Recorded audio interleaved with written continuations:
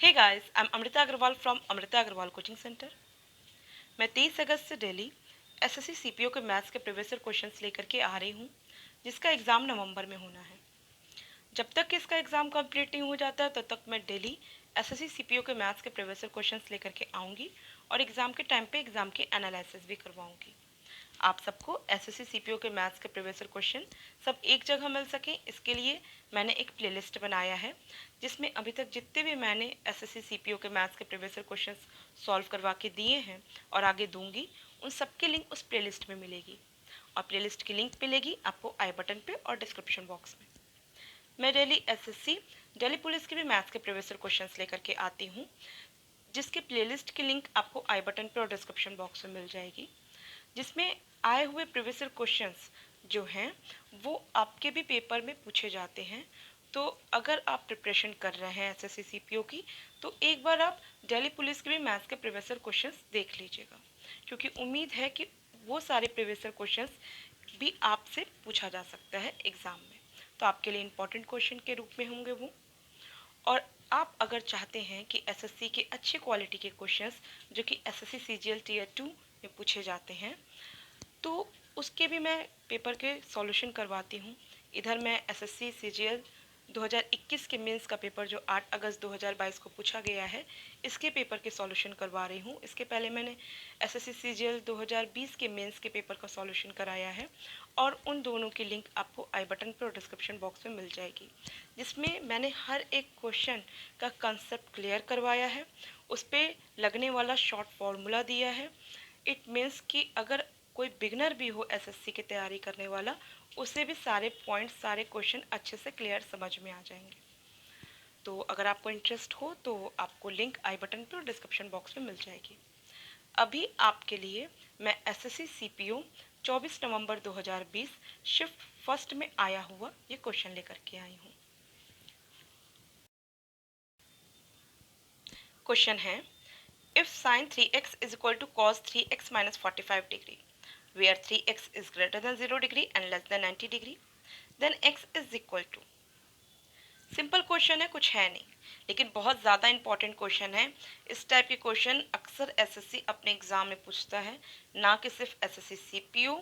In fact हर competitive exam में SSC पूछता ही है और अदर कॉम्पिटिटिव एग्ज़ाम में ऐसे क्वेश्चंस आते हैं। और इस पर कोई बहुत टफ इसका सॉल्यूशन भी नहीं है, सेकंड्स में आप इसकी वैल्यू फाइंड आउट कर सकते हैं। देखिए, आपको एक फॉर्मूला पता होगा कि sine theta is equal to cos 90 minus theta, पता होगा, आप सबने पढ़ा होगा स्कूल में। तो अगर मैं यहाँ पे sine 3x is equal to cos 3x minus 45 degree है, जिससे मुझे x फाइंड आउट करना है, तो मैं साइन 3x की जगह अगर लिख दूँ कॉस 90 माइनस 3x, तो ऐसे में कॉस से कॉस कट जाएगा और x के फॉर्म पे एक इक्वेशन मिलेगा जिससे मैं x की वैल्यू फाइंड आउट कर लूँगी। तो मैं क्या करती हूँ, मैं साइन 3x की जगह लिख देती हूँ कॉस 90 माइनस 3x। ऐसे में ये कॉस से ये कॉस कट गया और मुझे क्या मिल गया, मुझे मिला 90 minus 3x is equal to 3x minus 45। किसी को कोई डाउट नहीं होगा।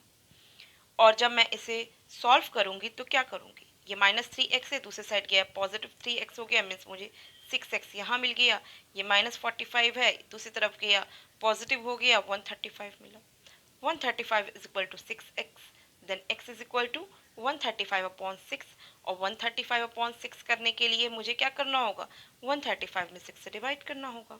कितने टाइम्स जाएगा, 6 टू ज़ा 12, 1 कैरी आया, फिर 6 टू ज़ा 12, 3 कैरी आया, 3 कैरी आया, तो फिर मैं डेसिमल लगा के 0 बढ़ाऊंगी और 6 5 ज़ा 30, तो मीन्स x की वैल्यू मुझे क्या मिल गई, 22.5। दैट्स इट, कुछ था नहीं। अब बात ये आती है कि जब इस फॉर्मूले पे बेस्ड बहुत ज़्यादा क्वेश्चन आपसे एग्ज़ाम में पूछता ही है, तो क्यों ना इस फॉर्मूले को भी थोड़ा आपको एक्सप्लेन कर दें, जिससे कि अगर किसी के दिमाग से ये फॉर्मूला जनरली स्किप कर जाता है तो उनके दिमाग में एकदम बैठ जाए। और जब एक बार दिमाग में बैठ जाएगा फॉर्मूला, तो आपको इस पर बेस्ड जो क्वेश्चंस आते हैं एग्ज़ाम में, आप इजीली उसे सॉल्व कर लेंगे। सेकेंड्स में सॉल्व हो जाएगा, ये आप देख के समझ चुके हैं। तो देखिए, अब मैं इसके फॉर्मूले को डिराइव बताती हूँ कि कैसे हुआ है। देखिए, आपको पता है कि ट्रिग्नोमेट्री तो राइट एंगल ट्रायंगल पे ही बेस्ड है। तो जब ट्रिग्नोमेट्री राइट एंगल ट्रायंगल पे बेस्ड है तो ये एक एंगल तो 90 डिग्री होना ही है, फिक्स है। तो अगर मैं ये एंगल को थीटा ले लेती हूँ तो ये एंगल क्या हो जाता है, ये हो जाता है 90 माइनस थीटा। किसी को डाउट नहीं होगा, क्योंकि किसी भी ट्रायंगल में तीनों एंगल्स का सम तो 180 डिग्री होता है। तो एक एंगल 90 डिग्री, मैंने इसे थीटा लिया तो ये 90 माइनस थीटा। क्लियर है। और आप सबको साइन थीटा और कॉस थीटा सबके लिए एक बेसिक रूल तो पता होगा कि sine theta is equal to perpendicular upon hypotenuse. Cos theta के लिए भी आपका बेस अपॉन हाइपोटेनस ऐसे करके बनता है। तो बस मैं इसी का इस्तेमाल करके आपको इसको प्रूफ कराऊंगी कि कैसे इक्वल है। देखिए साइन थीटा जब हम कहेंगे तो ये क्या है, परपेंडिकुलर अपॉन हाइपोटेनस। तो थीटा ये है तो परपेंडिकुलर क्या हो गया, पी क्यू, और हाइपोटेनस इसका क्या हो गया, पी आर। ठीक है,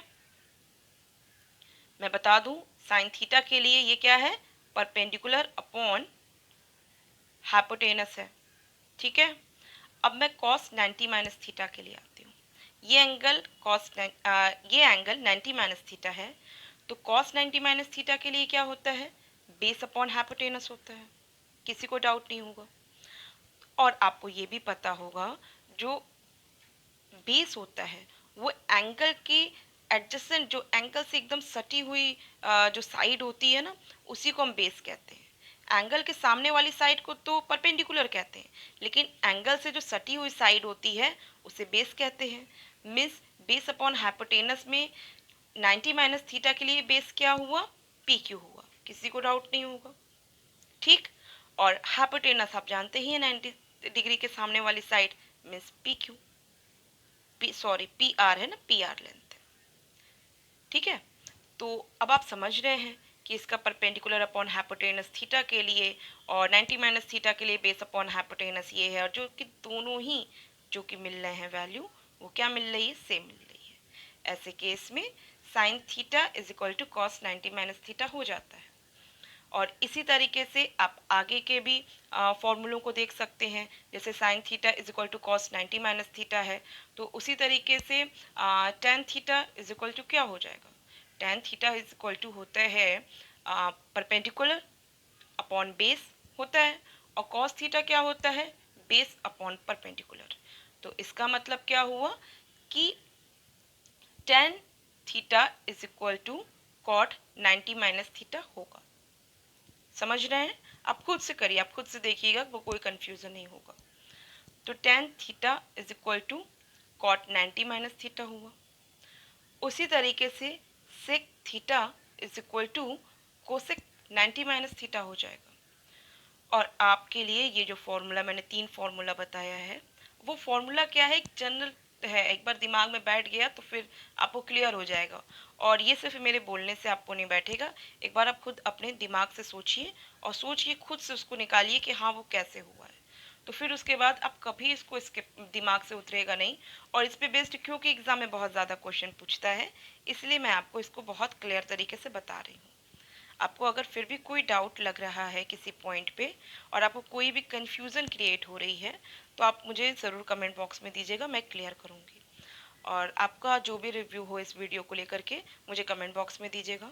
आपको वीडियो कैसा लगा ये भी मुझे कमेंट बॉक्स में बताइएगा। और अगर आपको मेरा वीडियो पसंद आया है तो आप इसे लाइक कीजिए। और आप चाहते हैं कि अपकमिंग वीडियोस आप तक ईजिली पहुँचे, तो इसके लिए आपको मेरे चैनल को सब्सक्राइब करना होगा और बेल बटन दबाना होगा। Thank you.